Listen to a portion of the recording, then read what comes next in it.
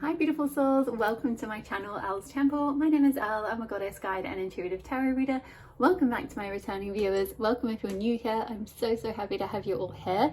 I hope you guys are all doing well wherever you are in the world. So today's reading is the poll winner from the recent poll I put out on my community tab, all about the message you're here to share with the world with Goddess Iris. The majority of you voted on this topic. I will try and get to the other topics that I included in the poll because I know some of you voted for those. So hopefully over the coming weeks, just keep an eye out and I will still try and do those as well. This one had the majority of votes, so we're going with this one for today. So I hope you guys enjoy it. If you want to know a little bit more about Goddess Iris, I'm not going to go into too much detail about that now, but I have written a blog post about her, so check that out over on my blog.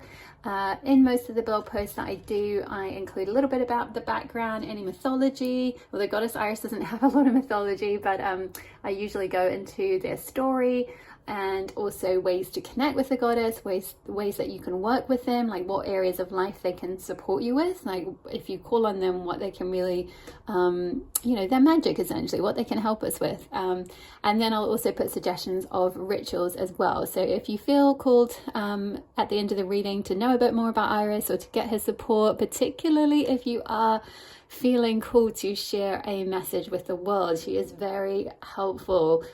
She's a very good goddess to help with communication, to help with how to get your voice out there if this is something that you struggle with or something that you want to step into your power more fully with. Then Goddess Iris is the goddess you can call on to really help get your voice out there or to communicate your message with the world. So without further ado, to introduce the three piles, if you are drawn to the card number 11 with the Mystic, you will be pile number 1. We've also got crystals to choose from today. If you are drawn to this little labradorite ball, you will be pile number 1. Hopefully you can pick up the beautiful shimmering. I love labradorite, it's one of my favorites, and I love this particular little guy here. So, and then if you are drawn to card number the second pile, which is card number 3 with the oracle, but you will be pile 2 if you are drawn to this card. Timestamps will be in the description box below as always. Or if you're drawn to the amethyst and clear quartz cluster crystal, then you will be pile 2. Okay, and if you are drawn to card number 7 with the stargazer, you'll be pile number 3. And if you are drawn to the sodalite crystal point or tower, you'll be pile 3.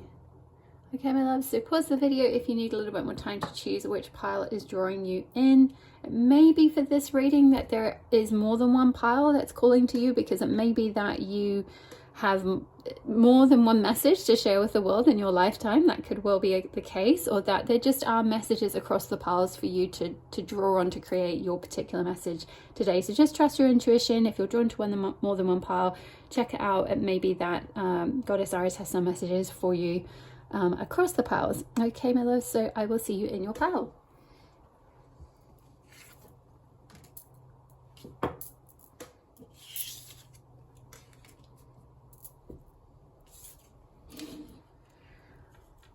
Hi there, pile number 1. If you chose card number 11 with the Mystic or the labradorite crystal, then this will be your reading on the message you're here to share with the world with Goddess Iris.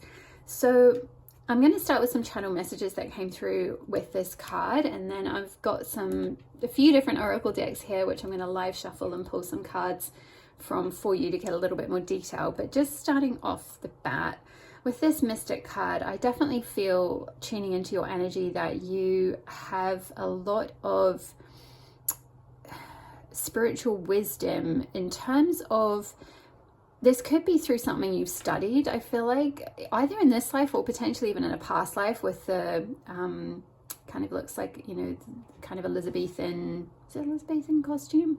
I'm not quite sure. Something around the maybe 16th century or something like that.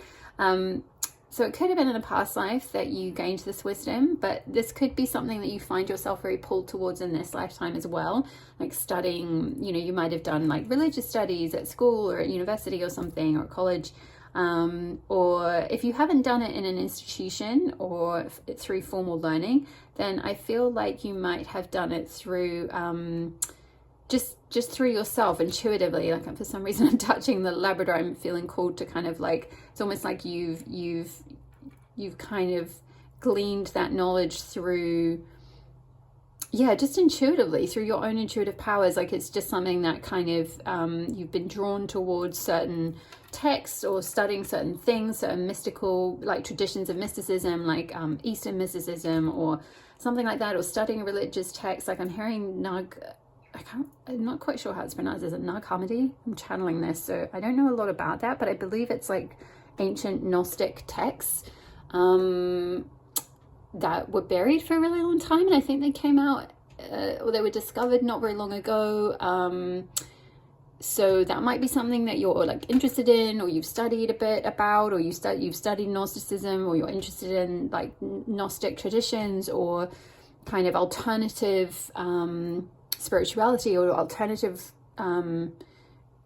like strands of religion that aren't kind of the mainstream ones, like kind of like I'm hearing, like I'm being shown a visual actually of the whole like the Magdalene conspiracy, the kind of the Dan Brown thing, or like there's a book actually, hold on, if I got it here, let me see, I don't have it on this bookshelf, I'm not quite sure where it is now, but I think it's by a lady called Lynn Pickett, and it's about like Mary Magdalene and, you know, how she brought her wisdom over to France. Some of you may be from France, or you might be drawn to France. In fact, I believe from the book, this character, this witch lived in the 15th century and spent most of her life in the west of France. Yes, it's 15th century.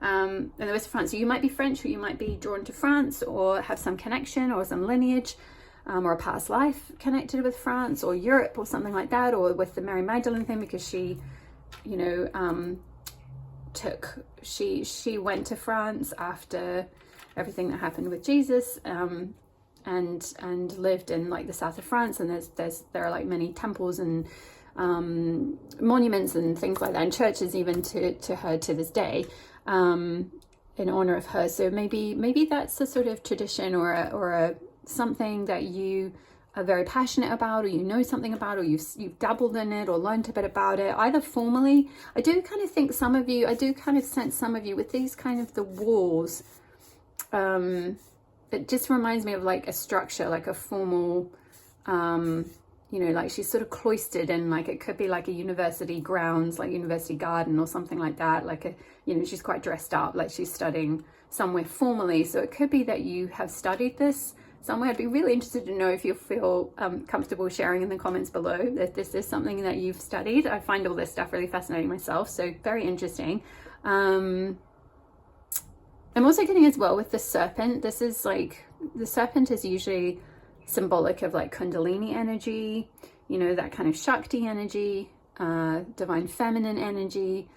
So maybe that's enough for some of you if you don't resonate with kind of studying something like ancient texts or, you know, religious studies or spirituality or mysticism or anything like that. You might have studied something related to like Kundalini and Kundalini energy and awakening that, and like divine feminine energy. And in fact, this is something that I spoke about in the Goddess Iris post that I wrote yesterday. So you may want to check that out for some of you. You may feel called to that, because that is something that Iris is normally pictured with a caduceus, and it has the twin serpents that are wound around the caduceus, which is symbolic of healing and of the connection with that Kundalini energy, which is believed in some traditions. I believe it's in a certain, I was writing about this yesterday, I think it was in a certain Hindu, Tantra, that's right, in Shiva Tantra tradition, that serpent energy is symbolic of the divine feminine. So maybe for some of you, I mean, I guess that makes sense. If you're drawn to my channel, right? I do videos about goddesses mostly.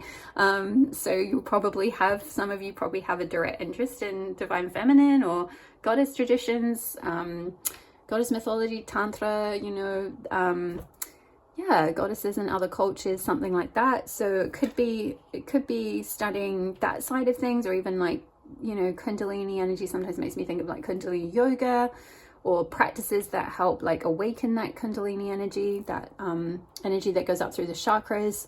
So yeah, maybe it's that, if it's not something more sort of scholarly or like, you know, something that you've studied. But that's, let me just see if there's anything else that I'm just hearing. Communion. I feel like okay, so maybe communion, it could be, I'm getting a couple of things with that. For some of you, that could be, you could have grown up in a Catholic tradition, or you've studied Catholicism or some kind of Catholic text or something, or like, I'm hearing you were, some of you were a nun in a past life, so you might have a strong, oh, okay, that kind of makes sense with this, because I was feeling cloistered, something about cloistered. I kept kind of hearing cloistered, which, like, yeah, I guess if you were a nun, you were in the like you were cloistered in a kind of secluded environment or something like that, just, and you were able to just kind of study. So maybe some of you have a kind of past life memory of that, or that wisdom is still kind of with you from that life where you studied these kind of texts and things. And I'm hearing like, not, it's like you're meant to kind of extract the like mystical truths from that, what you've been studying or what you know from these past lives. It's not meant to be used in a religious way necessarily, unless you kind of already are some kind of religious teacher or something. But I don't feel like for most of you that's, you're going down a kind of traditional religious route. That you may be, but I kind of get more of the vibe of this is just something you're kind of dabbling in or learning about, that you're interested in learning about the sort of overlaps between a lot of the different religions. Like I'm hearing Taoism, something like that as well. And like, you know, yeah, like Eastern mysticism, different sort of traditions, and seeing how they kind of weave together and the sort of the underlying truths behind them all. And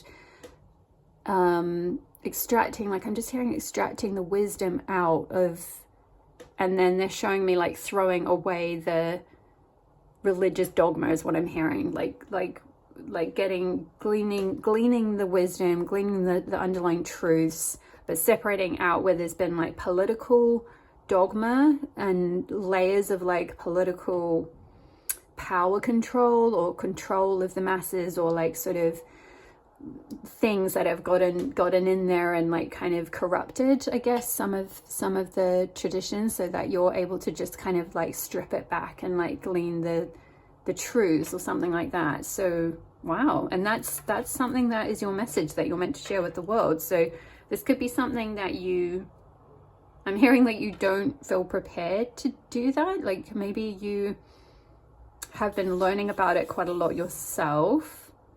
Definitely picking up a vibe of someone who's maybe an autodidact, or you've been studying this, but it's like not necessarily something that you feel comfortable sharing, is what I'm getting. So let's have a look at the other cards, because I think that's probably enough energy for you to know if this is resonating or not. And maybe if that's absolutely no interest to you, or not something you feel called to ever be involved with, then this might not be your pile, even though you might have been drawn to the image or to the phrase the mystic. But let's just see, you know, it may be that some more messages come out in the other cards that evolve on this a little bit more.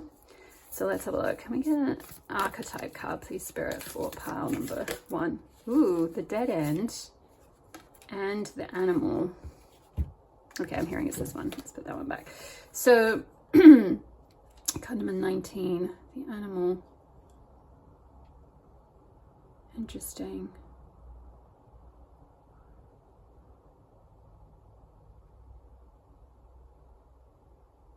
I feel like I need a bit more. Let's get all of the cards out on the table. Let me also get a Wild Woman Oracle card. I feel like I need to see these in context. Weaver of the Web of Life, Cooperation. It's that one, card number 8. Sorry, pal 1, there's just going to be a bit of shuffling. I was going to do these one at a time, but Spirit's having me get them all at once. So, ooh, came flying out. You get to see them flying. So, Snake, Life Force. Interesting. I'm going to put that here because we've got the snake twice there. It's a double message about the snake. With this serpent pictured here with the Mystic card, and then Snake and Life Force. And I was just talking about Kundalini energy, which is Life Force energy, and that starts coiled at the bottom of the spine and then kind of travels up through the chakras. So yeah, some of you might be studying like Kundalini yoga, chakra stuff, spiritual awakening, or how to like stimulate that life force. Tantra, again, it could be Tantra. Actually, sorry, let me get Goddess's God and Guardian card. Can we get, ooh, Thoth with Divine Masculine. Interesting. Okay. Are these all in the shop? Nope, nowhere now. Let me let me just okay.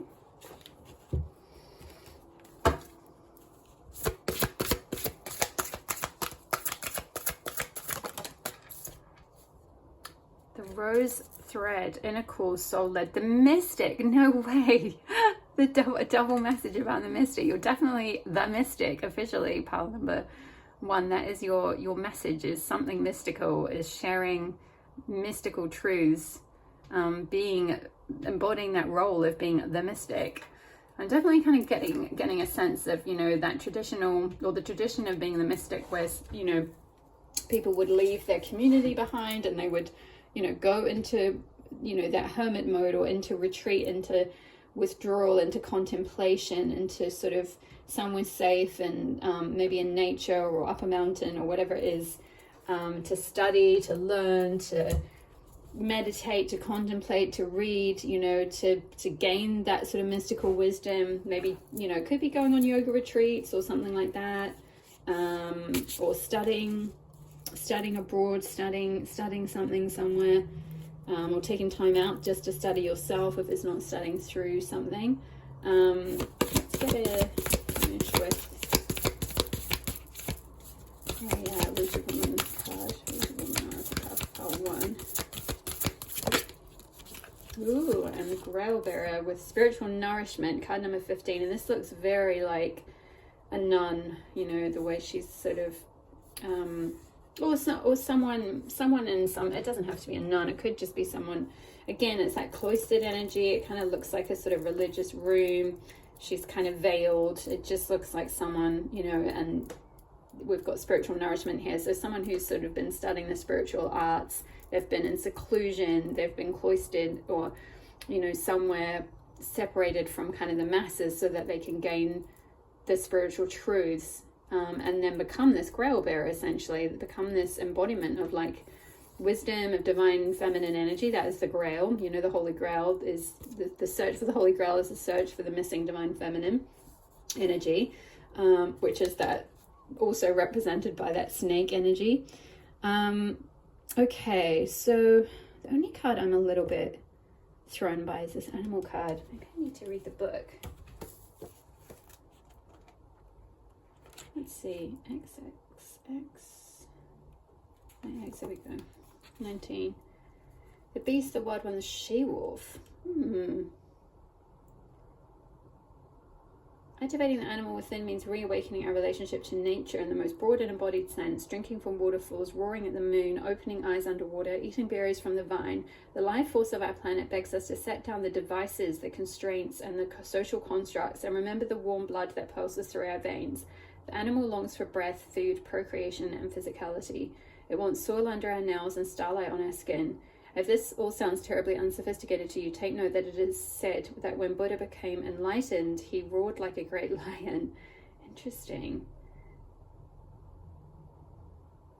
It's interesting because this card, the Mystic, also talks about, when I was talking about communion, the other meaning that I got from that was communing or communion with nature as well. I didn't mention that. I was talking about the Catholic thing, but really I feel like this is something that maybe for some of you, you've been kind of retreating from the rest of the world in some ways to commune with nature. Yeah, the Mystic represents the communion with nature. She gives voice to our desire for inner balance and our longing for the feeling of spiritual captivation. She knows that the feeling of sacredness is not transcendent, but deeply immanent. And that is very much the teaching of the divine feminine, that, you know, it's not the masculine traditions, religious traditions, which teach that, you know, the body is dirty and you know, it's corrupt, and like being on, you know, earth is like almost like being in the underworld, and that we're meant to transcend and like escape that, you know, the vices in our physical bodies, and just, you know, yeah, transcend, meet with spirit up in, you know, up in the sky or whatever. It's a lot of those Brahmanic traditions are about like kind of getting away from the body, and that's why so many religious traditions, there's so much around like, yeah, kind of anti-woman, anti the female body, anti sex and sexuality and natural like sexual expression, you know, kundalini energy, you know, all of that kind of thing, the kind of the serpent energy, the feminine life force energy, Shakti energy, tantric energy. So that could be something that you've been kind of studying or learning about or feeling called to speak about more, is that yeah, the kind of the nature, like the true nature, and like the how, like it said, sacredness is imminent, not as an IMMINENT, like it's happening anytime soon. Imminent as an IMMANENT, like it's within the body. We can be sacred in our bodies. We can be sacred here on earth. We can get sacredness and a sense of spiritual fulfillment from the earth, from our bodies, from within. That's very tantra, really. Yeah, so there might be something around that you've been learning about or discovering or feeling, or it could be, again, it could be from a past life, and this knowledge, this wisdom is kind of waking up in you. It's something that's kind of like contained within you, I feel like, and it might just get to a point in your life where you're just very, you know, when you're trusting your inner call and being led fully by your soul, it will guide you as to like, you know, where to share this message, where to put this out. I'm just hearing like getting back to your true nature. So it's that energy of kind of rewilding.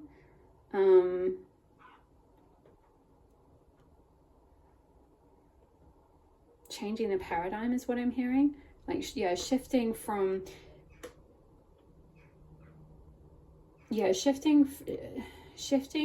that, any kind of religious tradition that teaches that, yeah, like I was saying, sex is bad, sexuality is bad, women are bad, the body is bad and dirty, or anything like that, any sort of shame around those type of things, or around our true natures, around just like the human experience, and kind of saying that actually you can find that, you know, that holy grail within. You can find that through the divine feminine energy, which is in us.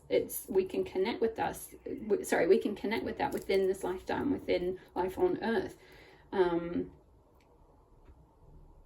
Yeah, there's not a separation is what I'm hearing. I'm saying to read this one. Let me see. Snake life force.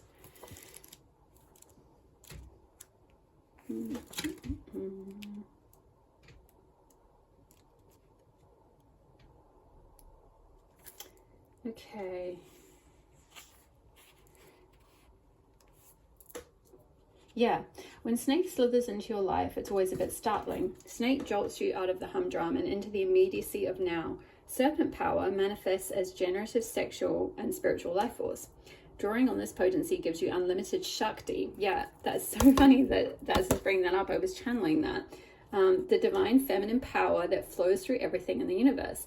This card means that life force lies coiled at the ready, waiting to come through you as a unique expression of spirit into matter. But pulling snake can also indicate that something is blocking your vitality. The two keys to your aliveness are sexual well-being and creative flow. Do you trust your body? Do you listen to what your core urges you to do? To keep the channel open, this card encourages you to have a heart-to-heart with your inner Shakti. Find out what turns her on.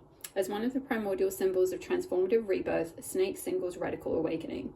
In the Hindu tradition, Kundalini means coiled. It refers to the feminine serpent-like energy that resides at the base of the spine.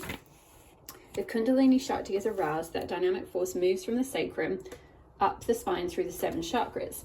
Harnessed with mindfulness, Kundalini is one of the doors to liberation. To stoke your Kundalini, pay attention to what excites your spirit.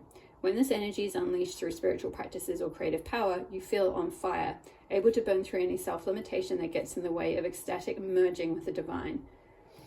But burning up doesn't mean burning out. The underbelly of snake exposes exhaustion. Be discerning about how you spend your precious life force. Fortunately, snake represents life's endless appetite for renewal. Visualize the Ouroboros, the image of a serpent eating its own tail to recreate itself. To be a mighty conduit for this cosmic feminine energy, be selective about what you take in, including thoughts, environment, company, and food. And remember, there is only one of you in all time, so don't block or doubt your unique expression. Channel it. Interesting. Yeah. Living courageously, the rose thread. It's like there's something that, there's this rose thread, this divine feminine energy, this Shakti energy that wants to be expressed through you in its sort of like wildest, most natural form. Like getting back to, getting back to the true nature, getting back to the core, getting back to the body, getting back to the wild self. Shedding all the, also, because snakes shed their skin as well. So shedding all those layers of conditioning, shedding any kind of body negativity, body shame, religious shame, anything like that. And sharing, there's something around like, being courageous enough to kind of express this life force energy that wants to be expressed through you. You've got quite a lot of blue energy here and here, which is linked to the throat chakra, which is all about self-expression, expressing your truth, living in integrity, being authentic. There's some kind of spiritually nourishing truth that you are a bearer of. It's like in your body. I feel like it's like an embodied truth that you have within you, that with this weave of the web of life, you're meant to like weave everything you know from like across all your lifetimes, and also from different traditions. I'm kind of seeing with this this woman who looks like she's from a Native American tradition. Let's try that again. A Native American tradition. She could be, I was trying to say shamanic at the same time as that. All got mixed up because I'm just seeing with the feathers. So they could be something related to shamanism or a native tradition or a one of the sort of pagan traditions that honor the divine feminine or the body or something like that. There's something one of the like a mystical tradition or a spiritual tradition that is more honoring of like the animal body as like vessel for the divine is what I'm hearing. Just kind of any of the pagan type traditions that or ancient traditions that honored like nature and the keeping the balance of everything and like the body and feminine wisdom and all of that kind of thing. It's like weaving. It's like you take truths. Again, it's coming back to what I was saying at the beginning about you're able to strip back all the dogma of any tradition and take all the truths, the underlying truths, and kind of weave them all together. And then you're meant to kind of sort of create something out of that, like weave it into some kind of web. Also, the web reminds me of like the World Wide Web. So maybe this is sharing your message, weaving together messages from across different traditions and then sharing them online, like weaving different mystical truths together and then sharing it online in some way. And there's something about weaving, like a connecting with traditions that have a tradition of cooperation as well, cooperation with each other, cooperation with nature, a reverence of nature, a reverence of like gaining, especially I'm getting that shamanic thing again. It's like where they really connect in with like the spirit animal, totem animal, or connecting with getting signs from animals to like be able to connect with the person's spirit.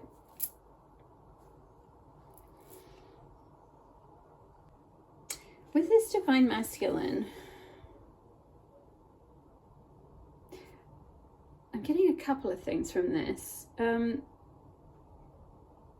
hearing raised in divine masculine tradition. So that could have been something like Catholicism or one of the other religions. So maybe you were raised in a religious environment, or like in a past life, again, you might have been in a, you might have been a nun or in some sort of tradition, religious tradition, or something that was very focused on the divine masculine. But I'm also getting like, coming back to what I was saying at the beginning about the Nag Hammadi, which is the Gnostic text, and and I believe that they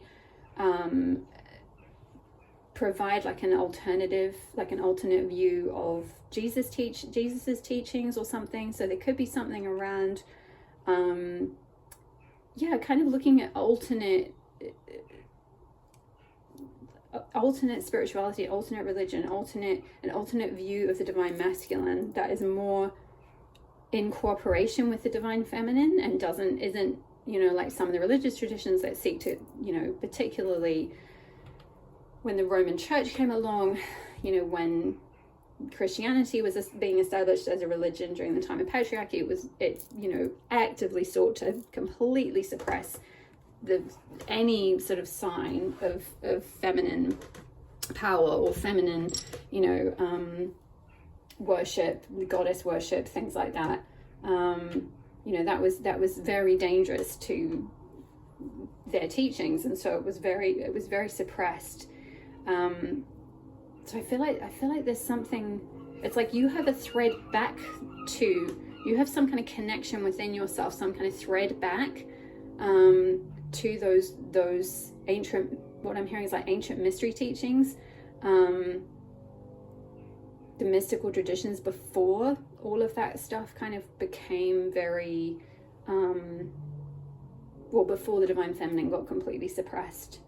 I'm also getting with Thoth as well the Egyptians, some kind of connection with like Egypt. Maybe some of you have also studied like something related to Egyptian studies or Egyptian spiritual traditions or something like that. Let me just read the book because I feel like there might be a message in here that I'm missing. So your purpose is to activate the divine masculine on Earth. This mission will take you into numerous life lessons and personal trials as you heal your own heart and awaken to your spiritual wisdom. You have the capacity to lead by example and become a noble teacher for others. When Thoth appears, it's a powerful message of healing through personal responsibility and stepping up to sacred duty. You're healing wounded masculine energy, which shows up frequently in men but can be present in women or other gender identities. Examples of wounded masculine energy are fear of being vulnerable, living only in your head, inability to be present, numbing yourself with addictions, being ego-driven, controlling or dominating others, and emotional unavailability. A soul teacher is coming into your life embodying divine masculine qualities. Clear communication, self-inquiry and understanding, connection to emotions, reverence for the awakened feminine. Yes, I was just talking about that. Reverence for the awakened feminine, responsibility for actions, and connection to spirit. Drawing this card can point to healing the relationship with your father. This will help you claim your soul's purpose. You're trusted and appreciated. Your awakened masculine light is needed by the world. And the additional meanings are: this is a message of love from your father. You can trust the man about whom you're inquiring. Join or lead a men's or male identifying spiritual growth group. And the invocation is: my life is guided by the eternal masculine. I commit to this path. Interesting. Okay, so for sure, depending on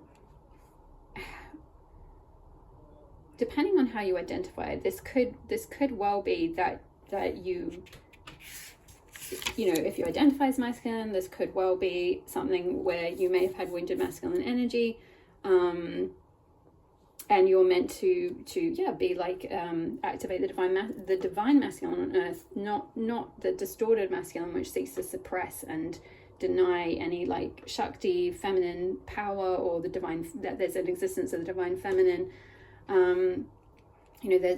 What particularly stuck out was that reverence for the awakened feminine. So yeah, possibly for some of you it's reawakening the divine masculine, and some of the like maybe ancient Gnosticism or ancient traditions, or provide some sort of like spiritual nourishment for people, being like a teacher, or creating some kind of support group or something where you are that awakened masculine, you are that example of an awakened masculine where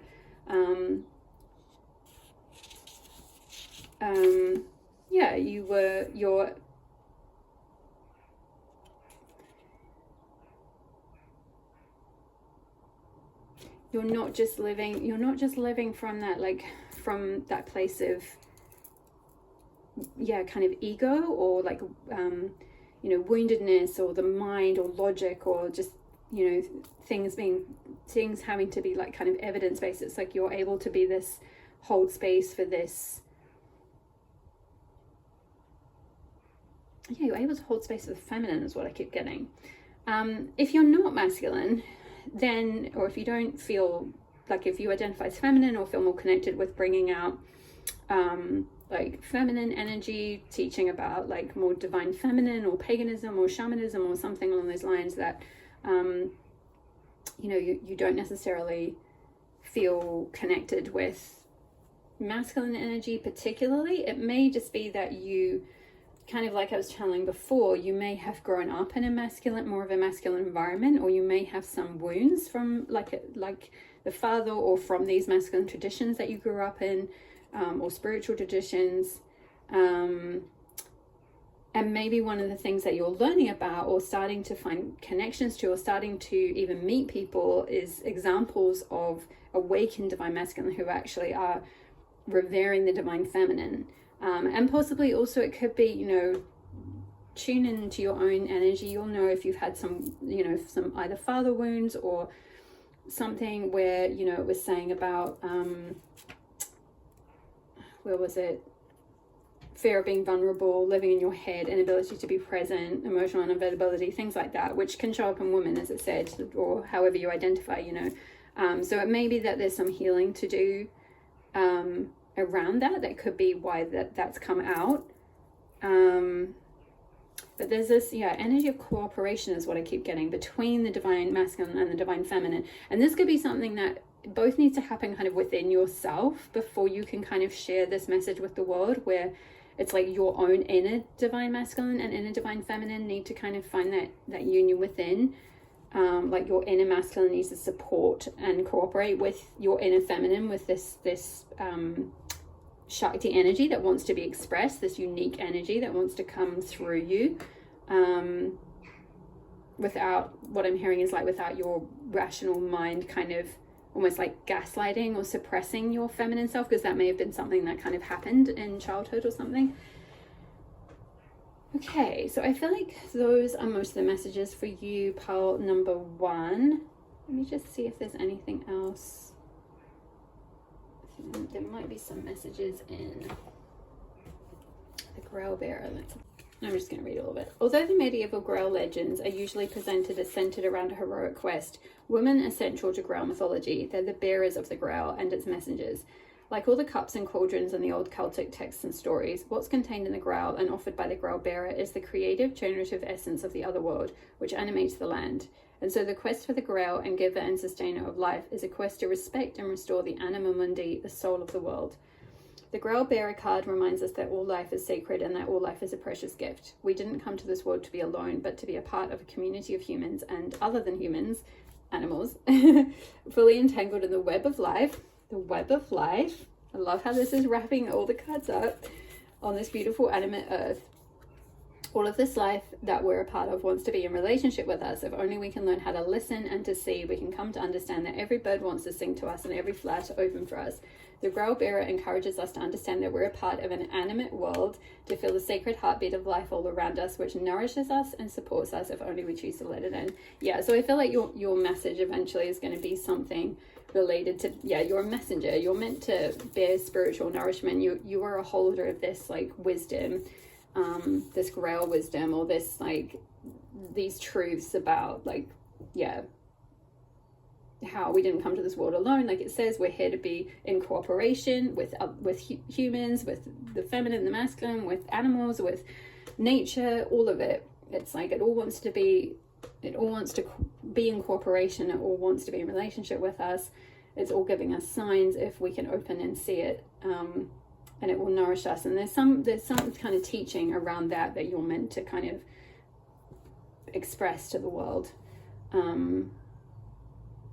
Yeah, but it is gonna require, it is very soul-led. I feel like that's why it was this message kind of quite slowly sort of unfolded, because I feel like it's very unique to each each and every one of you. So because this is a general reading, it's quite tricky to kind of get a very clear, like, this is it for everyone, because it is going to be different to all of you. And I kind of feel like, yeah, they're just drawing me back to this: listen to your soul, let yourself be led by your soul, listen to that inner call, you know, and that snake card about kind of letting your unique expression come through you. Because I feel like for each of you, the sort of strands that you maybe focus on will be a little bit different, but you're kind of all here to sort of weave some kind of story together, some kind of message together. Yeah, that's going to ultimately like be very nourishing for people. So those are all the messages I have for you, pile number 1. I hope that resonated for you. Leave a comment below if it did. I would love to hear from you. Hit the like button if you enjoyed the reading. Both leaving comments, even if it's just an emoji or liking the video, helps my channel to grow so much. And I really appreciate each and every one of you who's been doing that. Hit the subscribe button if you're not already part of the community. I would love to have you here. I am offering private readings at the moment. So check out my website, www.elstemple.com. The link is in the description box below if you feel called to have a specific reading, either about the same topic if you want to drill down into more detail. Certainly with a personal reading, you'll be able to get a lot more unique guidance for something like this. And also check out my blog. As I mentioned, I've got a blog post about Goddess Iris if you feel called to connect with her energy a little bit more. I post about the goddesses almost every week. I have a newsletter as well on the new moon and the full moon. And also a Patreon as well, where I do in-depth and path-working goddess readings. And I think that's all. I have a Moon Temple membership as well on my website. Just check that out if you feel called to. Otherwise, all the best with your sharing your message with the world, and I will see you in the next reading. All my love. Bye. Hello, pile number 2. If you chose card number 3 with the Oracle or the Amethyst and Clear Quartz cluster, then this will be your reading on the message you're here to share with the world. So, pile number 2, I'm just going to start with some channel messages that have come through with this card, and then we'll get into, I've got several different Oracle decks here that I haven't pre-pulled any cards from, so we'll do a bit of live shuffling and get some more guidance. But to begin with, I definitely see you as very like highly intuitive. And possibly also prophetic as well. The Oracle is all about you know, a person who could give, you know, they usually like the Delphi Oracle and things like that. They would be in a cave and people would come to them specifically for like prophetic visions, prophetic dreams, prophetic guidance. You know, they could see that oracular vision, like they could see into the future. So I feel like some kind of message that you're here to share is something related to like being able to receive intuitive wisdom, receive like psychic visions, receive some kind of like oracular guidance from above kind of thing. And you may get it through with it's like she's divining with bees here. You may get it through nature quite a lot. You may see signs a lot when you're out and about or just in nature or things like that. It's like you can read, you have a strong ability to analyze like symbols and things like that and understand communication, like symbolic communication. Yeah, like the way, you know, like the clouds will shift or something like that. It's like you may read cards or something like that, but I kind of feel like you can just pick up messages very intuitively from things. Like, you know, you could do crystal ball scrying, or you could just intuitively download messages for people without even needing a kind of tool necessarily. It's like, yeah, you just have a strong vision, a very awake third eye,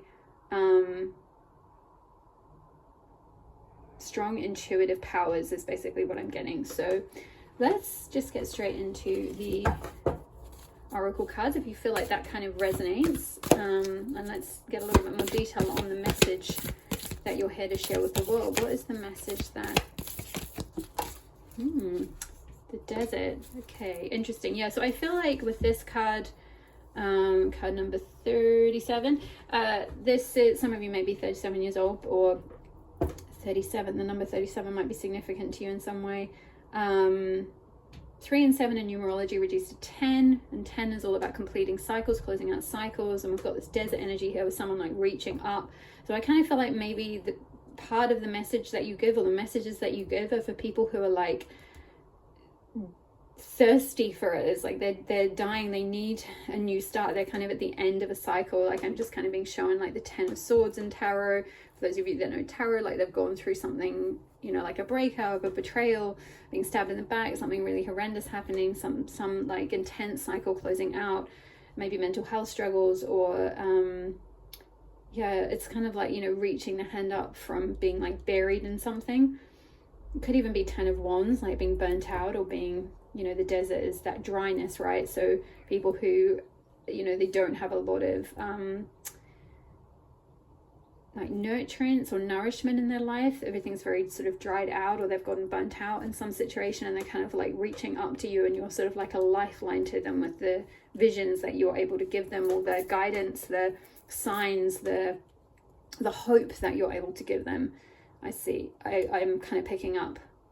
Yeah, I just said I see that. It's like, yeah, I feel I'm kind of channeling you being like, I see you doing da da da. So it's kind of like you're very clairvoyant. So it's like one of your main strengths may be clairvoyance, rather than necessarily like claircognizance or clairaudience or something like that. It's like you see the future for people. You can see what would be right for them, or the right path for them, or you can see what's in their future, or something like that. Yeah, so some of you may be in divination, so you could well be something like a tarot reader or something, or you may just very naturally have a very strong intuitive ability with people, where you can kind of just guide them out of a situation where they're really struggling, where they're like they're kind of reaching up a hand for help.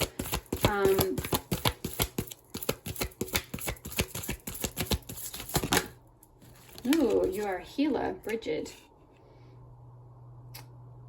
Okay, so yeah, your messages, the sort of oracular guidance that you give, the wisdom that you share, the hope that you give people is very healing. I feel like some of you might be some kind of healer. You might do some kind of natural healing, you know, with the cauldron there.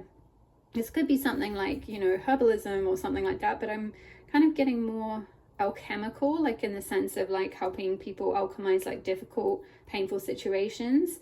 And glean something positive from that, like, you know, turn something painful into power, essentially, or turn it into strength, you know,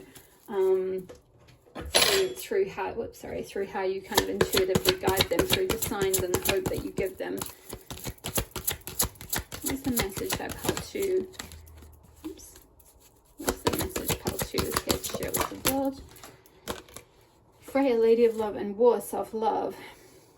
Okay, so this could be in the context of like the desert here. This could be talking about, yeah, helping people, sharing a message related to self-love, the importance of self-love, for people who have maybe gotten stuck in some kind of situation. It could be working with healing people who have been in like a difficult relationship, or they've gotten like buried in something. Could be something controlling or something like that. Let's get a few more cards and read them all in context. What is the message? Whoa, that came flying out. Threshold, intention. Okay, a few more.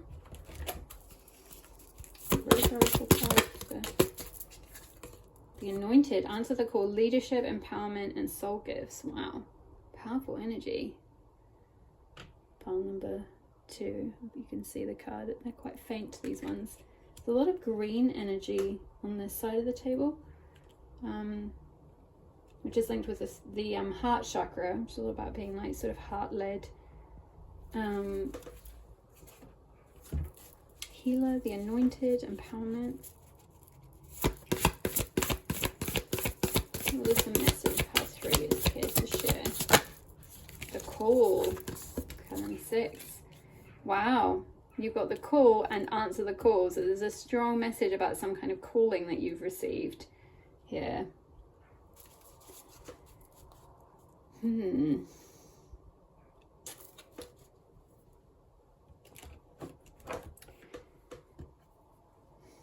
Yeah, you're on the threshold. You're on the threshold of something.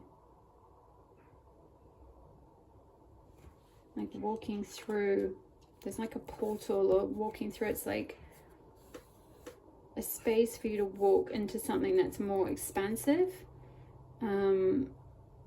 You've reached a point where, like, I'm hearing you've outgrown a space that you're in right now or something like that.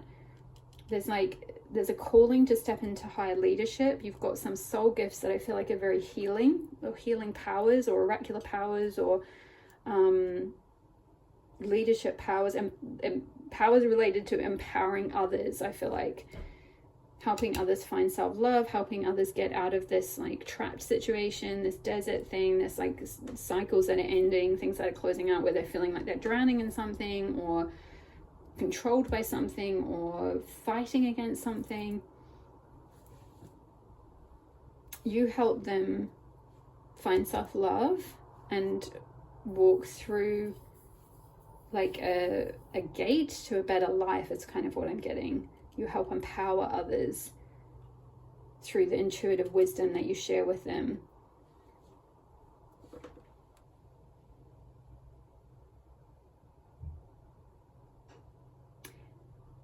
Maybe for some of you, you might currently do something that is more where you're doing divination. So some of you could have a tarot channel or something like that, or you intuitively just are very tapped in, and you may already just be the type of person where people come to you. You're seen as kind of the oracle, and people will come to you, and like you can kind of, you know, you might give them messages, or you're like, you know, you kind of have your witchy sense and you're like, yeah, I feel this for you, or whatever. Like you can just sort of intuitively tap in and be like, yeah, I don't think that's right, or blah blah blah. And people are like, how do you do that? Like you just always, you know what's going on.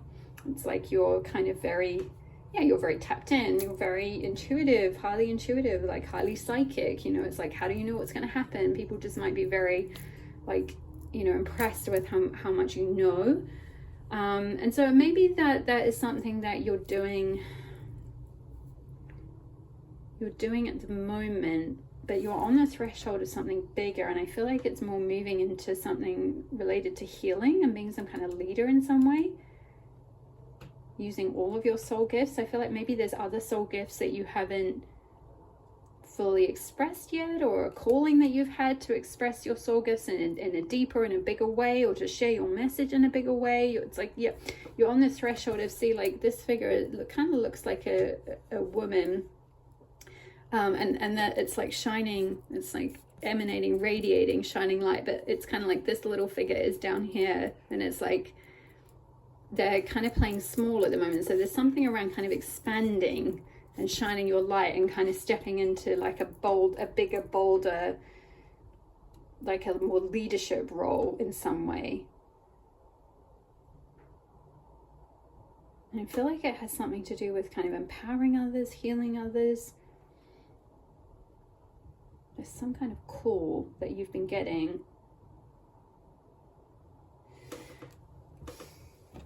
Cool to have a look at the Freya, the message about Freya. So I don't feel like this is not a message really for you. I think this is more about something that you support other people with. So it's talking about, as women too often we sacrifice our true needs and desires and lose ourselves in our romantic partners. While it is only natural to want to love and be loved by another, Freya reminds you that you have a responsibility to love yourself first, as how you treat yourself truly does set the standard for how others, especially romantic partners, will treat you.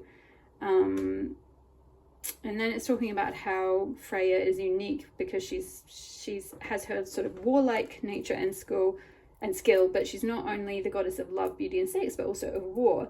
And something called Sior, I'm not sure how to Sigurd, I'm not sure how to pronounce that, a form of pre-Christian Norse magic and shamanism that Freya herself brought to Odin and humans.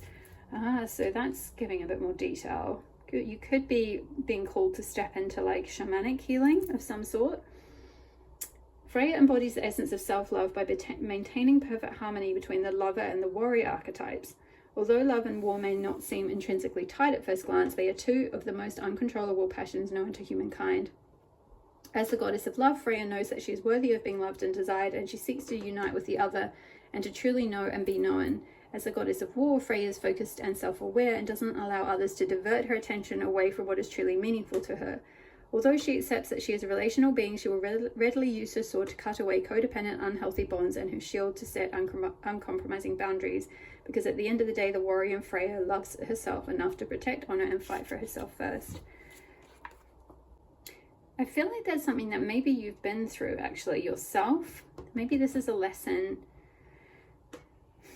that you've had to learn the hard way, or like a soul lesson, an experience that you've had in this lifetime yourself, and you've had to learn how to put yourself first, to love yourself, to not get like buried, you know, like this hand coming out of like a desert, like get completely lost in someone, like consumed by a relationship.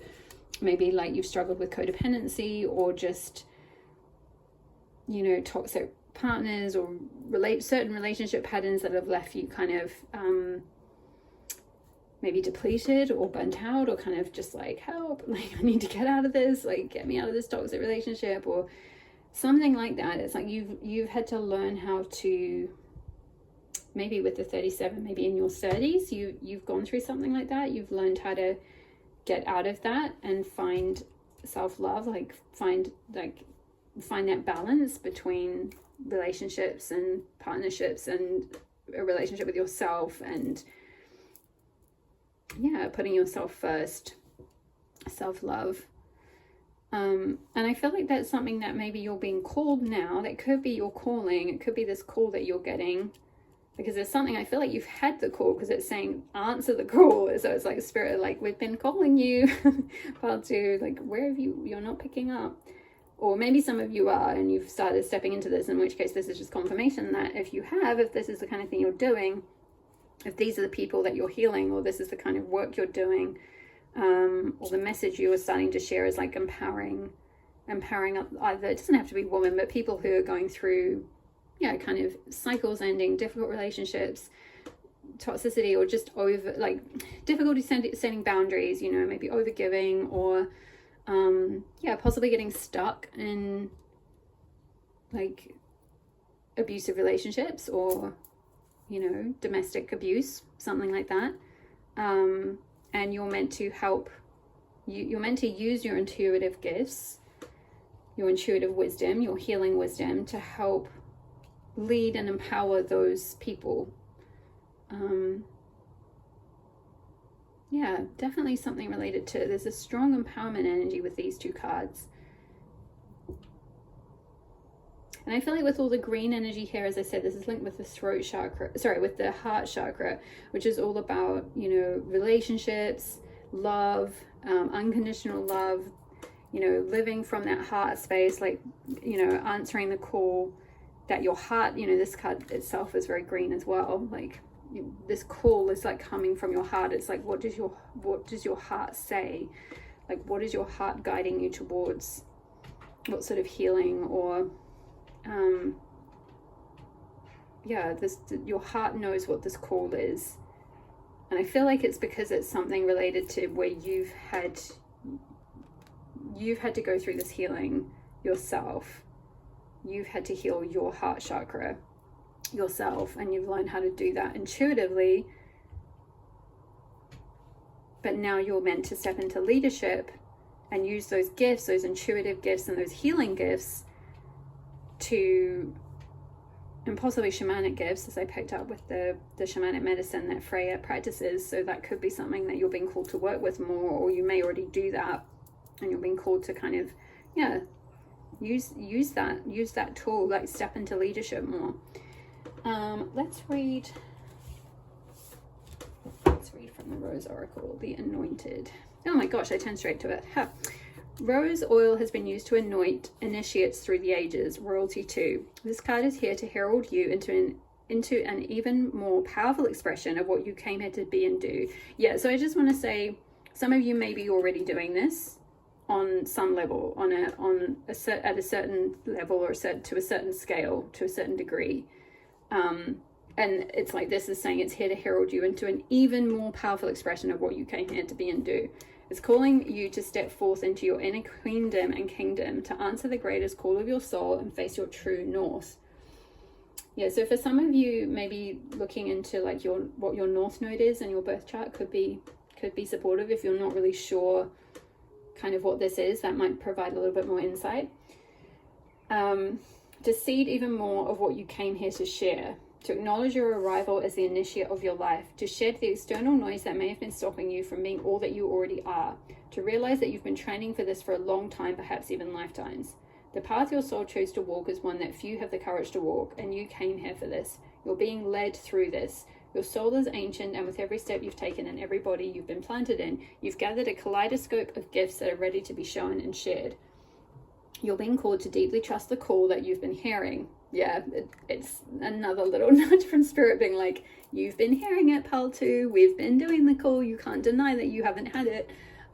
To lead, to lead, to lead. The path you're here to pave has not been walked the way you'll walk it. And as with all ancient initiates, healers, visionaries, creatives, and leaders, you're just one magnificent thread in the tapestry of life. So go your own way, trust the road that beckons you forth, and always be led from within. And the soul inquiry is, how are you being called to step forward and lead? Yeah, I feel like you're on the verge of this with that threshold. Maybe intention setting could be helpful for you, using like the new moon or something like that to like set intentions. We've got the new moon pictured here as well.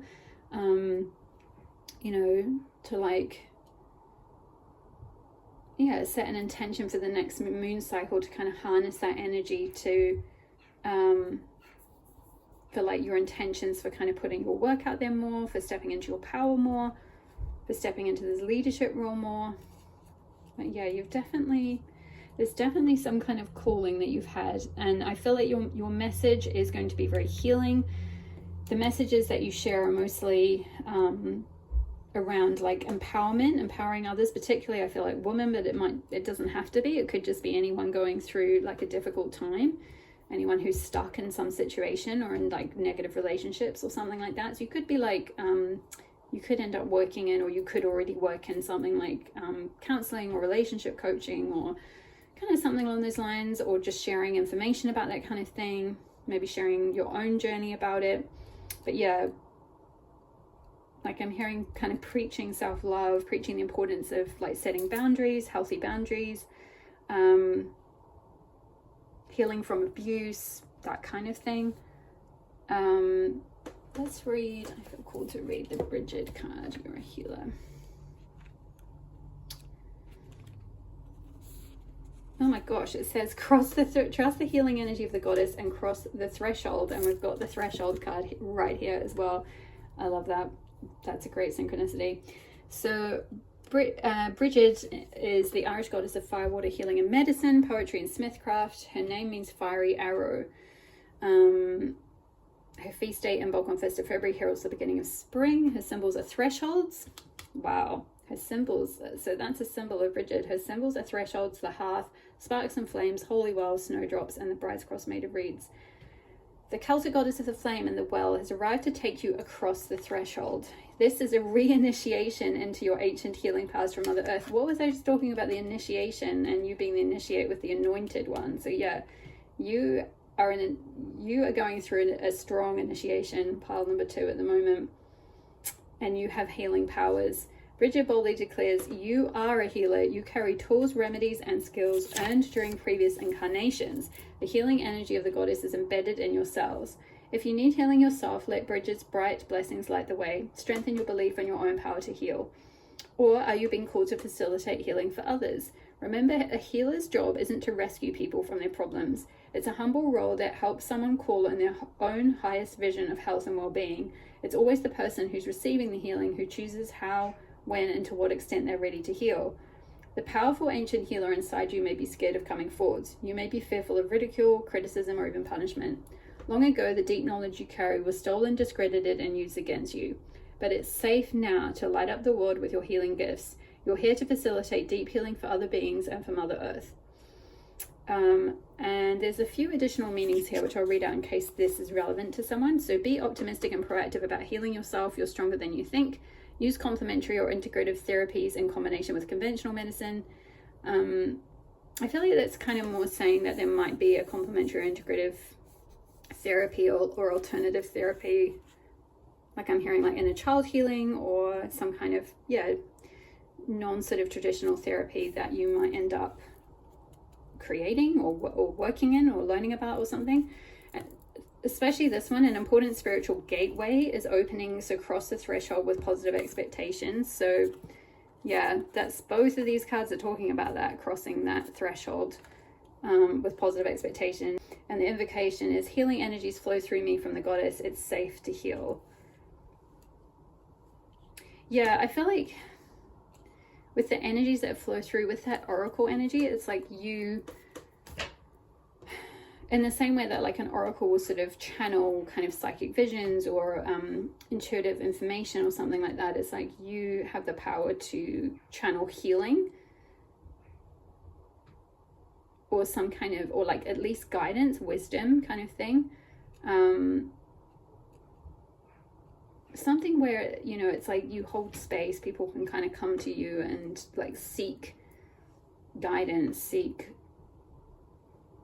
you know, reassurance, seek wisdom, essentially, seek some kind of healing. There's something like that that you're meant to do. And of course, this is a general reading, so how that will play out will be different for all of you, but essentially the essence of this reading is something around self-love and empowerment and empowering others to like get out of difficult situations.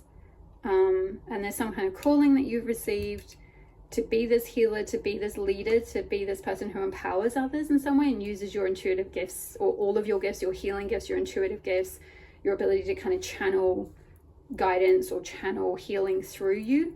It's like you are a vessel, like it said, you're a vessel of the divine feminine. There might be also, I did a reading on my Patreon, I think it was the High Priestess tier, though I can't remember off the top of my head now. It was a few months back, and it was called something like, it was with Goddess Bridget, and it was called something like, you are a healer, it's time to, it might have actually been called it's time to cross the threshold, or it's time to embody that role, or something like that. I forget the exact title, but so you may already be a part of my High Priestess tier, and this could be another confirmation for you if you were guided to that particular reading already, or if you haven't, it's coming through to bring that up. For some of you, you might feel called to check that reading out. I do still have a free 7-day trial on my Patreon. There's 2 tiers available, but I think the Bridget reading was for the High Priestess tier. So yeah, there might be some additional messages that may be a little bit more specific or a little bit more in depth. I mean, those readings are definitely more in depth. They're like usually over an hour long for each pile, and there's usually a healing or an activation or something like that at the end, as well, of each pile that's unique to that pile. So that you may be called to that if you feel like you need some additional support to step into this, if this is not something you're already doing. But yeah, I feel like those are all the messages I have. Pile number 2. I definitely feel like for you, you've definitely received this call, and you know what this is, and you know you're meant to share this message, this intuitive wisdom or your healing wisdom that you get. It's just yeah, maybe fears are stopping you from taking that leap of faith and kind of crossing that threshold. But yeah, doing some intention setting could be quite helpful. Like, you know, writing intentions as if you're kind of already in that role, and then, you know, starting to and also, you know, asking the goddess, asking Goddess Iris, asking any goddess that you work with to help support you and give you the courage and the the like self-belief to kind of to cross that threshold, to kind of like activate those intentions, to set them forth. Okay, I feel like those are all the messages I have for you, pile number 2. I hope that resonated for you. Drop me a comment below. It could just be an emoji if it resonated. It really helps me so much. And like the video if it resonated as well. That anyone who has been liking and commenting, you guys are amazing. You support my channel so much. I really appreciate each and every one of you. Hit the subscribe button if you're not already part of my community. I would love to have you here. Check out my website, elstemple.com. I am offering private readings at the moment. And I also blog about, I also blog about the goddesses about once a week. And I have a newsletter every new moon and full moon, which you can sign up to on my website. I have a Moon Temple membership as well. And as I mentioned, I have a Patreon too, where I do in-depth goddess readings and path working. Okay, my loves, those are all the messages I have. All the best with stepping into sharing your message, and I will see you in the next reading. All my love. Bye. Hi there, pile number 3. If you chose card number 7 with the Stargazer or the Sodalite Tower, then this will be your reading on the message you're here to share with the world with Goddess Iris, Goddess of Communication. So in case you missed the intro, if you want to connect a little bit more with Goddess Iris after the reading, if you feel called to receive some support from her, check out my blog post. I'll leave the link in the description box below. I wrote it a couple of days ago, and she is my goddess of the Gemini season, so she's a really good goddess to work with right now. We've got the Sun in Gemini, all of that. For some reason I'm talking about this in your pile and I didn't with the other ones, and I'm definitely getting for you guys that you could have a strong interest in astrology. We do have the Stargazer here, and we've got a figure kind of studying what looks a bit like something kind of astronomical related or astronomy, astrology related. We've got the night sky, the new moon, and the stars in the background. So and we've got literally the archetype of the Stargazer, so that could definitely be something that kind of interests you, or something you dabble in a little bit yourself, or something that indeed you are actually meant to share some messages in this. This could be something where Goddess Iris is kind of encouraging you to kind of connect with her energy. You know, she can help with inspiration, she can help with connecting with your intuitive powers and drawing down the information from the higher realms down and earthing it down into the earthly level, any kind of wisdom that you're meant to share with the world. I do feel like there is some sort of a possibly something related to astrology, or something just that you're here to express, that you're meant to kind of like channel down from like the higher realms. There's definitely something you're here to express that's very strong, possibly through writing, or some kind of platform. It could be through blogging or a podcast or verbally, but definitely expression is a strong one. You know, I mean, this is a reading about what message you're here to share, but with the other piles it wasn't as distinct in terms of like there's something that you're here to express with the world. It was kind of more of an energy in terms of like the type of people you're meant to maybe work with or serve or something like that. But with this pile I'm definitely getting a strong message with like the sodalite, with the blue in the background, which is connected with the throat chakra, which is all about expression and authenticity and expressing your truth. There's something here that you're meant to express to the world. And she is pictured here with a paper and pen, so this could be through writing for many of you. Definitely feel like this pile is my pile of writers. I know I've got quite a few writers in this community. So this could also be, I'm kind of picking up quite a strong scholarly energy as well. Maybe some of you have studied some kind of like science or something. It could be astronomy, it could be astrology, it could be I know astrology kind of is sometimes considered a science, sometimes considered an art, but whatever it is, it's like you've studied maybe some discipline, and I feel like this is something that your message may be related to something that you've been studying, something that you've been learning about, something that you have a lot of knowledge in. I'm getting a strong almost Athena vibe from this card, which for those of you that watched my most recent reading,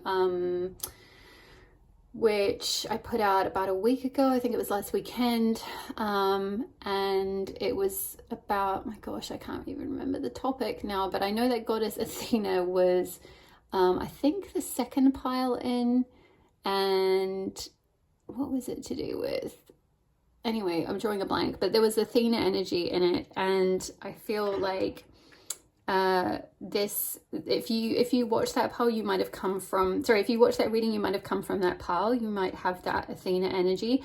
And in that reading, I was talking about how Athena energy can draw on both like the rational, logical, scientific knowledge, like knowledge that you learn through study, through, you know, that kind of sense of application or learning, with like intuitive wisdom. and blending both of those things. And I kind of get that vibe again with this pile, with this stargazer archetype. So very interesting, but there's definitely something strong coming through that you're here to express. I'm hearing publishing, like something you're here to maybe publish. It could be a paper, a thesis, a book, some kind of treatise. I'm not quite sure what that could be related to. Is that like a philosophical treatise, maybe a political treatise? Not exactly sure, but let's get some more cards to see, get a little bit more energy on what message you're here to share with the world. What message is pile 3 here to share with the world? Whoa, flying out. Okay, we've got Moonlit Dance with feminine energy, and card number 13 with Anastasia. I feel like it's this one actually. I'm going to put that one back. Card number 13, Anastasia with self-discovery. We've got 2 crescent moons pictured here. New beginnings, new moons, new moon cycle. It's very maiden energy, the new moon energy. So I'm kind of picking up a strong like independence, a sort of sense of yeah, kind of being like unencumbered by things. Maybe some of you are, you know, you're not, you know, you may not be like partnered or with family. You're kind of you might be still quite young, or just be very young at heart, and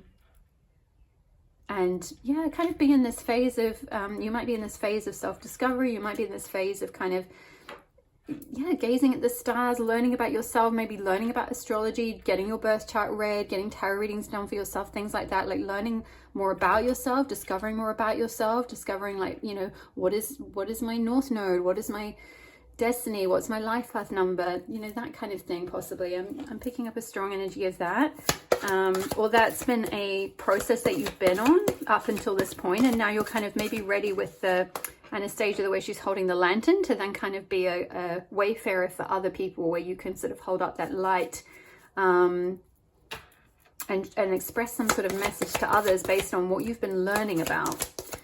Look at a goddess's card for pile number 3. Oh, interesting. We've got Imhotep. Is that one?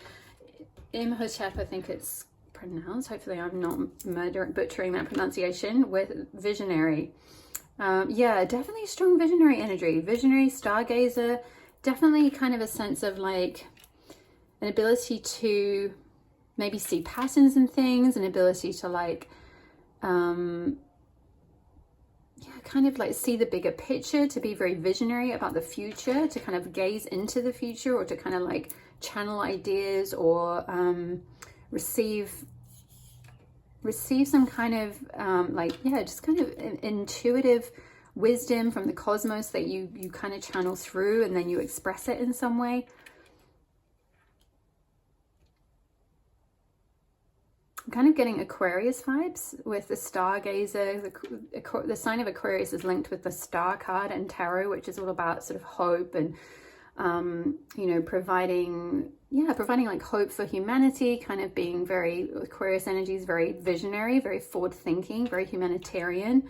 It wants to kind of bring down like a better vision for the future, and kind of like, yeah, channel that through from sort of the higher realms. Very interesting. Let's get a little bit more. Get an archetype card. Whoa, oh, that one came out fast. Kairos. Okay. This is card number, I think that's 50. So that'll be, sorry, my maths is terrible, 76, I think.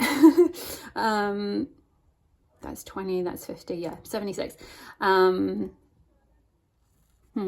Kairos.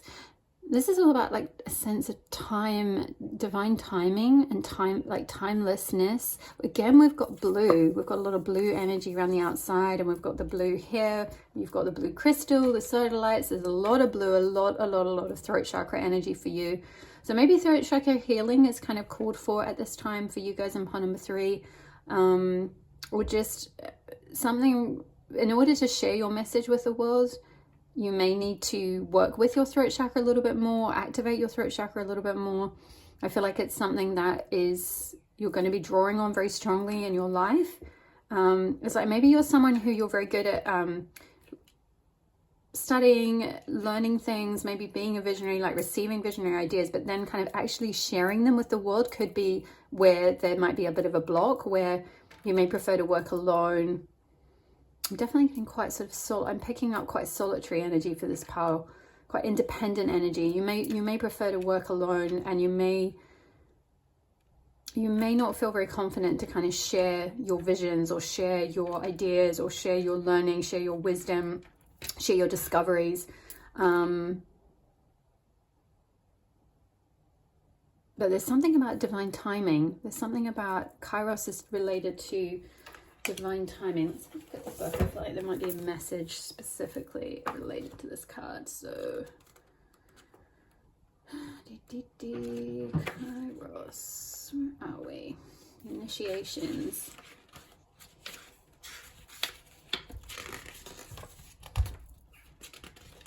Here it is, mythic time, synchronicity. We've all had the experience of timelessness, of life beyond the ticking of the clock. It may be felt as time standing still, slow motion, or losing track of time on a walk or in a lovely conversation. This is known as mythic time, and it is the territory of Kairos.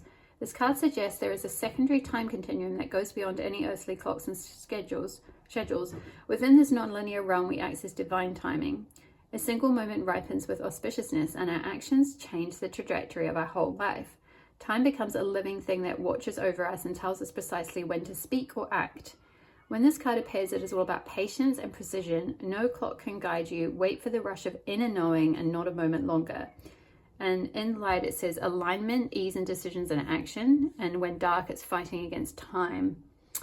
So then you might be with this message that you're here to share with the world. Then you might be fighting against time in some way. Maybe you feel like you're running out of time. Maybe you feel like you're too old to do this, or there's not enough time, or you don't have enough time in the day. Something related to time and the need to be patient, the need to like trust your inner knowing. But there's kind of like it's saying, like there's a non-linear realm where we can kind of access that expansiveness, that sense of divine timing, that sense of synchronicity. That could also be something that you can very easily access and tune into. Maybe even that could be related to the message that you share, where you can see patterns, you can see synchronicities, you can see signs. You might glean things like that from studying the stars. So that could be from studying something like astrology or astronomy or some kind of philosophy or something like that. It's like you're able to kind of tune into like a higher knowing, or into like, yeah, something related to like divine wisdom, divine timing. What really stuck out for me was where it was saying about time becomes a living thing that watches over us and tells us precisely when to speak or act. That really stuck out to me. I feel like there's something around, you'll know when to share this message, or you'll know exactly when to speak or to stand up, or what to share. It's like you'll get a nudge. There'll be a strong nudge around sharing a message. But I feel like, yeah, you're gonna be known once you're in that position of sharing your message with the world. You're going to be known for being some kind of visionary. I feel like pile number 3. Let's get another card. Ooh, Lakshmi, abundance. Yeah, I kind of felt that for you, pile 3. I feel like definitely some sense of possibly being really well known, receiving a lot of abundance for sharing your wisdom, sharing your visions, sharing your words, your work, your, whether it's, some kind of, it could be something through study, through a university, like a thesis or something that you do, some kind of innovation, some kind of scientific innovation even. Something that could be very innovative. Something that you discover, maybe. It's like something that you figure out, but it requires you to kind of like do that work, do that digging, do that kind of like, that piece of taking that kind of lantern and going out of the world and figuring something out for yourself. I kind of get the vibe of like the way Anastasia, she's leaving the palace behind. It's almost like you've had to leave behind either a place where you were living or a place where you were studying, maybe like an institution, in order to kind of like break away from that and kind of just fully discover yourself, fully make this discovery, create this innovation, have, you know, really dive into this like your visionary nature. Let's get a Reader Woman Oracle card. Let me get another card. What is Pile 3's message they're here to share with the world? Whoa, things flying out. So we've got Alan, Pathmaker, and Guide. More blue energy. Got a lot of blue cards here. Actually, I feel like putting the blue ones together. I'm going to move.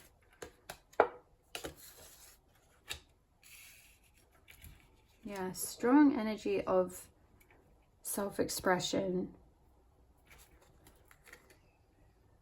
We've got visionary and the eye, something that you see, and we've got the gaze. So it's like something you can see. It's like you can see into the future, you can sense the future. Again, it's that Aquarius energy I'm getting really strongly. Some of you might have Aquarius, Sun, Moon, Rising, or North Node, or just have a bunch of planets in Aquarius or something like that. Have Aquarius very strong on your chart, or you just kind of resonate with that energy. Excuse me. Sense of like, I've got another crescent moon here as well. So 3 crescent moons. A sense of being able to, I'm picking up a sense of someone who can, Pathmaker, guide others on their path. It's like you can create a map for them, I'm seeing. So that could be through something like astrology. That would kind of make sense, like drawing up a birth chart or something, seeing the positions of the stars, or doing a transit chart or whatever it might be.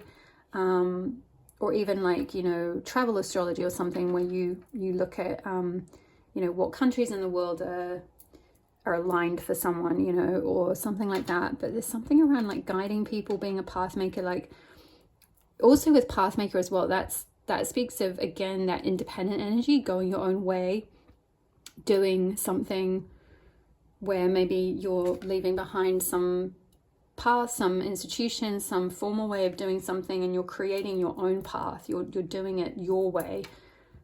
You're figuring out your own way. It's very visionary energy, very innovative energy, which is, you know, innovation is very Aquarian energy. And I feel like that's going to bring you, let me move these around. Sorry, I don't know why I'm moving your cards so much, Pastor. I don't normally do that, but I just keep feeling compelled to move it. I feel like this role of stepping into this role of being a pathmaker and guide, once you're fully stepped into that and sharing your message with the world, that will bring you a lot of abundance. Like a lot of abundance will come to you through that path. And I'm seeing the number 7 here as well. Oh, you've got 2 7s, 7 and 7. So you could be life path 7, which actually, that's interesting. I was talking about Goddess Athena at the beginning when I was channeling for you, because life path 7 is very similar to that Athena energy. It's very analytical, very intelligent, very yeah, it's like very smart energy. It can, but it's like it can use both sides. Again, it's that kind of uses that rational energy, that kind of left brain energy, but it kind of merges it with that right brain, with that more intuitive side, with inspiration, with something new. So it takes something old potentially and it can blend it with something new, or it takes something like scientific or rational, and it kind of blends it with something more intuitive or artistic or creative or something. I feel like there's something like that you do. This is a very interesting energy, pile number 3, I've got to say. I would be so curious to know what you do, or what you feel called to share with the world, what you've been discovering, what field you maybe work in. I'm getting a lot of different things. Again, strong vibes of astrologers. So shout out to my astrologers. I love astrology. write a bit about astrology. I do birth charts related to the divine feminine in terms of looking at the goddess asteroids on a person's birth chart, and how that relates with all the other planets and everything. So yeah, I love it. I love this energy. It's very cool. But I think you do this in a very, if you do something like astrology, you do it in a very unique way.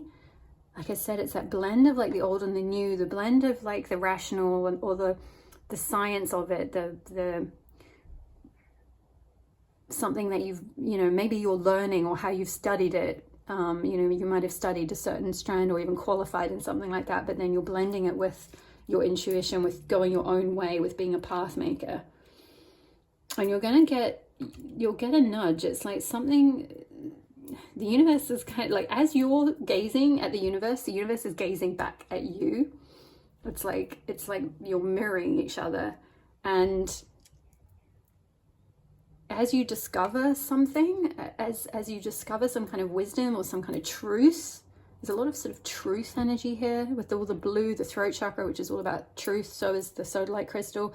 As you kind of discover some kind of truth, either about yourself, about the universe, about the planets, the stars, the, you know, the meaning of life, whatever it is, some visions about the future, about what we're here to do as humanity, how we can improve, or, you know, it's that very Aquarian energy again, like where are we going? How can we improve? How can we work better together? How can we evolve humanity?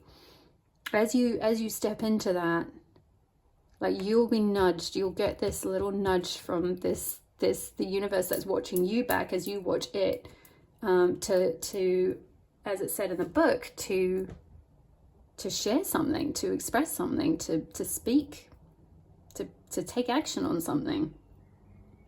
Definitely strong expression energy. So much blue here.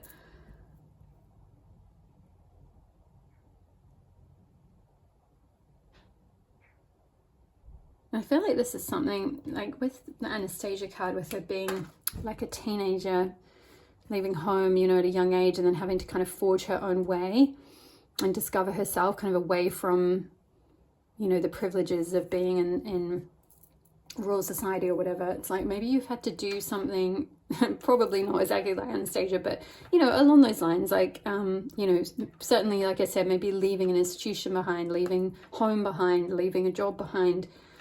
Something like that. It's like you've had to leave something formal, some kind of institution behind, and go your own way, figure out your own path. I'm getting hermit energy with the way she's holding up the lantern. That's like the hermit card in tarot. For those of you that know tarot, some of you might be tarot readers as well. This could be tarot.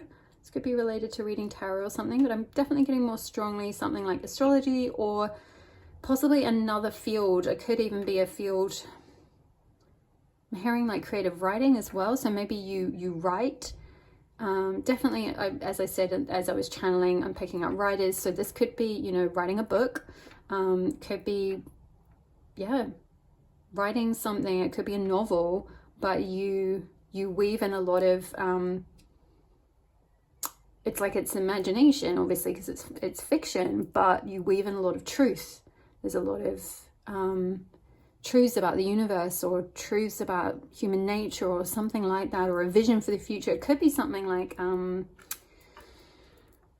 utopian science fiction, or, you know, something kind of like that I'm getting. So there's definitely a few, this is a very interesting part, because there's a sort of cohesive energy, but there's potential different fields in how it might be expressed. So because this is a collective reading, I'm kind of just tuning into a few different things.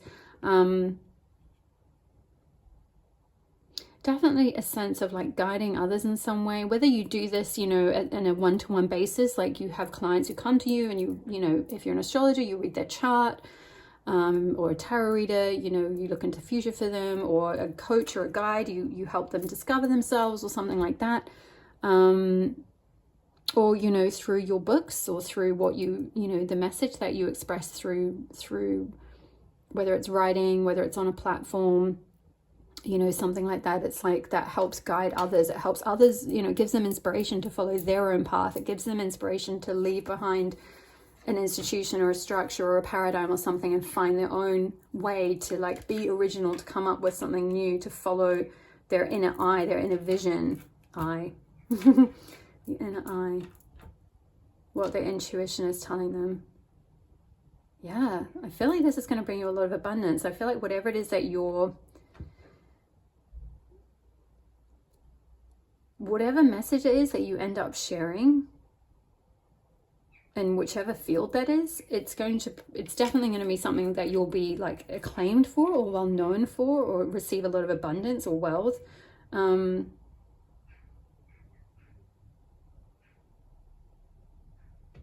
Also with number 7 as well, I was saying life past 7, but number 7 could also be, makes me think of like the 7th house. That's interesting. I was just going to say the 7th chakra, but house came out, the 7th house of partnerships. But 7th house can also be about, I was talking to an astrologer the other day, and she was saying the 7th house can be about entrepreneurialism as well.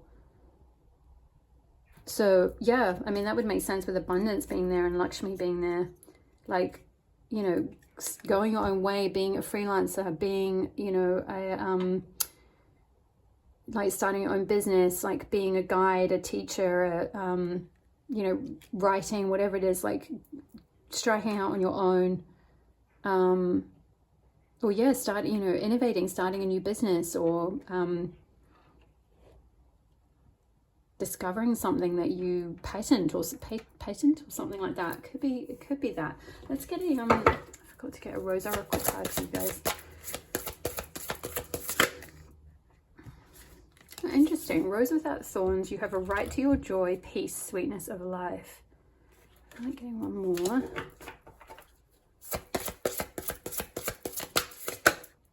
The wild rose. Oh my gosh, yes. What was I just saying about, I think I said literally you need to go your own way.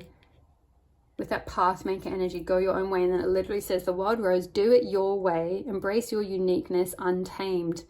Yeah, there's something about kind of rewilding, self-discovery, path maker, finding your own path, leaving behind some kind of formal structure or way of doing things, or whatever you studied, or certain, you know, say for the example of those of you that are writers, you know, you might have studied creative writing at university or something like that. And it's like, go your own way, like still glean things from what you've learned, take aspects from what you've learned, but don't let it kind of dictate or define you. Like, just, I think it's really important to let yourself, your true self-expression shine through. So much about self-expression here with all this blue. Let your unique expression shine through. Yeah, wild rose, go wild, like go your own path, find your own way. And then with the joy, the rose without thorns, peace and sweetness of life, I kind of feel like this is something that, you know, with the Anastasia and self-discovery, 13, yeah, maybe some of you were 13 when you like left home, or left to go to school somewhere or something like that. Or you might have been quite young, might have been a teenager, you might have like, you know, gone to another country or something like that at a young age. And you had to really like discover yourself. That might have been quite difficult. So there could be, I'm definitely getting quite a strong like self-disciplined energy. So I feel like this is coming through to say, like, you know, that is good and it will stand you in really good stead. But also, like, you have a right to your joy, pile number 3. Like, you have a right to have a sweet life. You have a right. It's good that you went out and you've discovered yourself. Like, that was an important part of the process. To really learn about yourself, learn learn about who you are. Like I was saying at the beginning, you know, I was picking up on someone maybe even as a teenager doing the birth chart for themselves, like getting tarot readings on, like, you know, learning about numerology, like studying things, figuring themselves out. What do I like? You know, who am I really? Kind of asking those questions, figuring out their path, like a unique path. And there's definitely something unique you're here to do. A unique message that you're here to share. You're definitely a visionary. There's something that you can see, or the way that you see the world is very unique. So definitely I'm picking up now when I'm talking about this, I'm kind of seeing with the creative writers, some of you who are meant to write something. It could be creative writing, or it could just be, you know, non-fiction writing as well. But you have a unique way of seeing the world. You have a unique view of humanity, or of life, or whatever your topic is. Yeah, that's really beautiful energy. Very curious with you, pile number 3, what it is that you feel called to read that one. Yeah, very curious as to what it is that you work in. And some of you may not fully know yet. You may still be in this self-discovery energy, depending on kind of, you know, where it's saying about going your own way. You may still be on a path of learning, or a formal path, or under some kind of institution or something. I'm picking up, like, they're showing me the energy of Brene Brown, who, she was through university doing, was it some sort of social science? I forget exactly what the discipline was. Was it like, I don't know if it was sociology, I forget now, social psychology, something like that. And then she kind of used her knowledge, again, it's that Athena thing and that Life Path 7 thing of using her knowledge, using her training, using everything she'd studied. And I think she was still under the auspices of the university or whatever when she put out her first book, I believe, about the power of vulnerability or something, or when she did her big TED talk, whatever it was. I forget the exact details, but anyway, the point is that she was under university and she was using that training, but she also brought in a lot of like intuitive energy and like personal skills, and you know, she didn't really go strictly by the book. Apparently a lot of strict academics afterwards were like, no, you didn't really do your statistics properly or something. But like, I mean, sure, okay, like if you're writing for just academics or like just certain people in a certain field and it has to be all like 100% accurate, then like sure, maybe that wasn't correct or whatever. But like the work she put out was like, it was visionary work, it was a revelation, it was like life-changing to people. You know, she was, you know, did very powerful research around vulnerability and many other topics and authenticity and everything. And you might not like her or whatever, or think much of her work, but for some reason she's coming through. It's that idea of like, maybe you've also been under some kind of formal learning or school or something path. Could be through your work or yeah, through something you've studied. And there's this tension, there's this pull to kind of like bring this visionary energy to that, like kind of to bring it to the world more. You know, I feel like if Brene Brown had kind of stuck with a very sort of academic model or whatever, and you know, sort of only shared it with just the university, would it have gone as far as it did? I don't know, maybe not. You know, maybe she had to kind of like improvise a bit, or like, you know, be a bit more flexible in how she collects the data or whatever. I don't know enough about how that kind of level of university works, but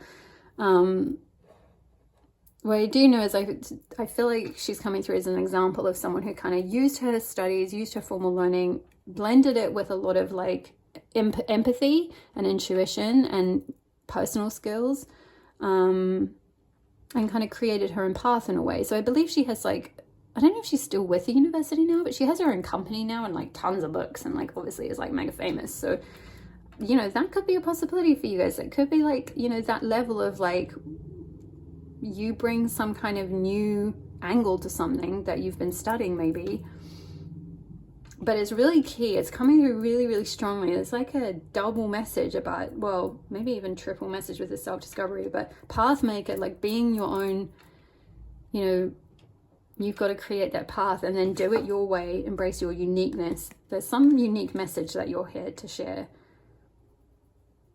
some unique expression that you're here to put out in the world.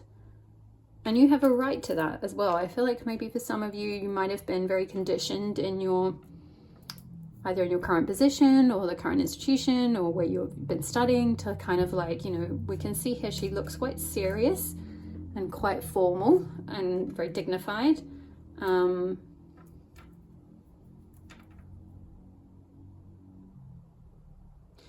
So that, yeah, there's kind of something coming through around, like, again, the rewilding energy, the wild rose. Finding your own way, finding you have a right to your joy, you have a right to do things the way you want to do them, or to try finding your own path. Let's read the Alan Pathmaking Guide. This is a goddess card from the Reader Woman Oracle. This is Alan of the Ways, who I did a blog post about in, was it Yule or was it Samhain? I can't remember now. Maybe it was Samhain. The end of last year, around October, November sometime. So you may feel called to check that out, because I'm pretty sure in that post I talk a lot about how Alan can really help with finding your own path and carving out your own path. So if I remember, I'll try and link it below, but otherwise just go on my blog, elstemple.com, and check that out. If you guys are writers, you probably like words, right? So you might like the blog post if you haven't already read that one. Yeah, that just came through. So, Alan, Pathmaker and Guide. In an old Welsh story called The Dream of Massin, I'm going to butcher this pronunciation because it's Welsh, I don't know how to pronounce this. Massin Wledig. It will be something completely different to that because Welsh is interesting. Alan, an otherworldly princess of Britain, appears to the Roman Emperor Massin in an Eiling, a dream vision. She acts as a guide, captivating him with a vision of a beautiful land across the waters and a beautiful woman there with whom he instantly falls in love. And so Alan reels Massin in along the thread of her dream paths, bringing him to her so that he can marry her and serve the land alongside her as its king. The story tells us that it was Alan who built the so-called Roman roads, which joined up for the first time the various remote regions of the land. The story firmly states that the men of Britain would have allowed the roads to be built for no one but her because she was native to the land's representative. Alan, like so many other female characters in Celtic myth and story, is a representative of sovereignty, the goddess of the land. The building of these great connecting roads is the reason why Alan has now come to be known as Alan of the Ways. Alan then can be seen as an ally on our journey, a native goddess and guide who helps us to dream into being our own unique pathway through life. Another message about unique. Your path and your expression, and you as a person, you are very unique. Embrace that. Embrace your uniqueness. Embrace your unique pathway. So yeah, look for her in your dreams, it says. So yeah, you might get a lot of messages. Yeah, with that stargazing energy, a lot of night energy here. You might get a lot of messages through your dreams. Yeah, like you might get a sort of visions at night, or visions in your dreams, or epiphanies at night, or something like that, especially around the new moon or full moon. I'm picking up, but yeah, there's definitely a very, very strong message coming through about you're here to create your own path. I would check out that blog post if you're feeling like you could use some support, and call on Goddess Alan or Alan of the Ways to help support you in carving out your own unique path.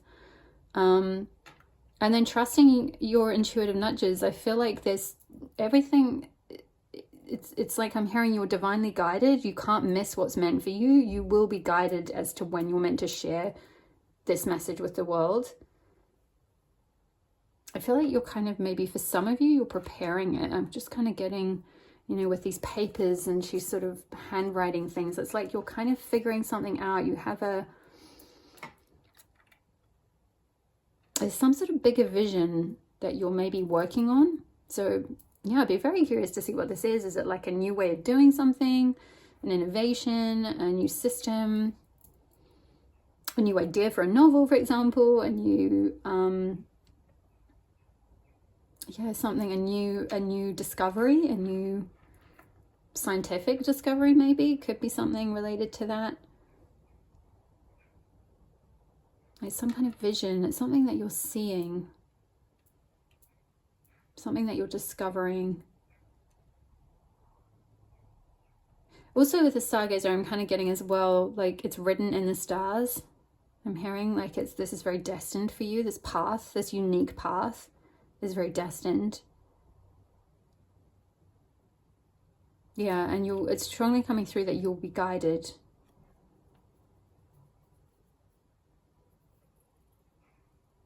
with the number 76 as well, this could be something that like, and the number 7 as well being like the you know, the chakra, one of the latter chakras, starting with the root chakra. If you think of the root chakra as number 1 and work your way up to the crown chakra, if you're looking at a 7 chakra system, it's like a process of ascension, right? A process of awakening, a process of learning and evolving. And yeah, with the number 76, this could be something that like it takes a while for you to bring this out. And I don't want that to discourage any of you, but I also feel like if you are already a bit older, then that could be encouraging, that like you might be getting to a point where once you've reached a certain level of maturity, then it's the time is suddenly the divine timing, like it clicks in. There's some kind of, the timing is suddenly right for you to share your message with the world. So if you're a bit younger, it may be that you're still kind of in this process of just discovering yourself, and that's okay. Just like embrace that. You have a right to your joys. It says sweetness of life. You have a right to find peace. You have a right to like walk away from anything that's not serving you, to kind of just try different things, to figure out, you know, what you like, what you enjoy, what you want to do, what path is right for you, or like start to learn different things so that you can carve out your own path eventually. And it may just be that it takes a little bit of time to kind of like ascend, to kind of mature and get to a certain age where you're confident enough, or you've learned enough to kind of like share your message with the world.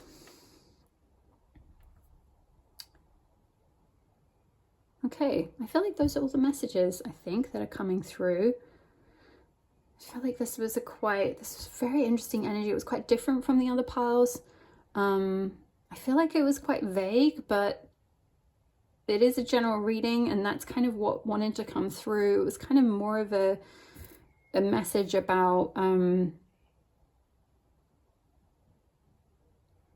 I guess, like trusting in the divine timing of things, and trusting in your uniqueness and going your own way. So if you are trying to kind of carve out your own path, or you're in the process of trying to carve out your own path, then trust that. It's really important to trust that and to keep going on creating your own path. Because yeah, you have a vision that you're here to share with the world, and you'll get the nudge. Like it said, they're bringing me back to in this book where it said about what was it? Kairos. Yeah, time becomes a living thing that watches over us and tells us precisely when to speak or act. It's all about patience and precision. Wait for the rush of inner knowing and not a moment longer. So you'll get that rush of inner knowing. You'll know when. You'll get a sign, I feel like, pile number 3.